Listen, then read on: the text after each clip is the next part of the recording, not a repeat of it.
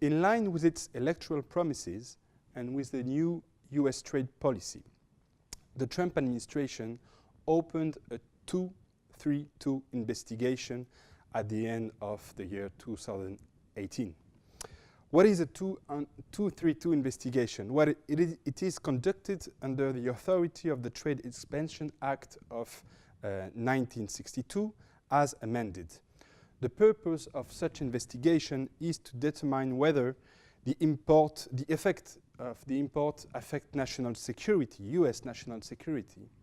Investigation may be initiated based on an application from interested party, a request from an agency, or maybe also self-initiated by the Secretary of Commerce itself. In this case, in the case of steel and aluminum, this is precisely what happened.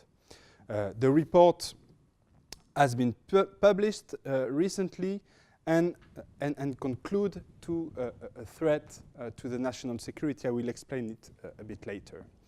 Indeed, before the steel and aluminum case, very few investigations had been opened under this legislation, and even less trade policy measures were adopted.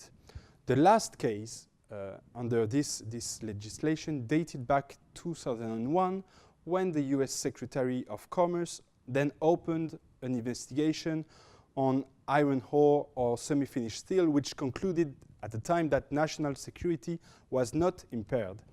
Others investigation mostly dated back from the GATT era, the 80s, the 90s, and targeted raw material such as crude oil or strategic goods such as semiconductor used in the US defense system. US DOC, the Department of Commerce, published its conclusion in January 2018. The report on steel and aluminum is quite interesting. It concluded that the present quantities and circumstances of those imports are weakening US internal economy and threaten to impair the national security. The Secretary of Commerce stated that foreign competition weakens the US production, while domestic steel and aluminum are essential production, and I quote, for national security applications such as defense requirement and critical infrastructure needs.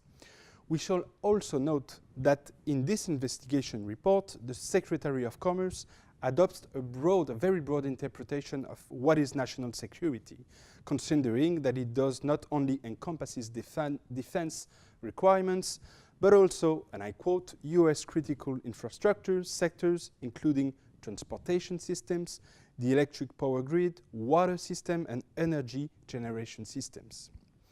Then, in March and April, the Trump administration published several proclamations based on the steel and aluminum investigation. Additional tariff duties were then imposed for an unlimited duration by the end of March. However, several WTO members benefited from an exemption, namely Canada, Mexico, Australia, Argentina, Korea, Brazil, and the European Union. After two deferrals of the effective date of the tariff increase with respect to the European Union, Canada and Mexico, the tariff increase became effective with respect to this trading partner on June 2018, early June. For Argentina, Brazil, and Korea, the US administration introduced limited quota on steel imports, Australia remaining exempt.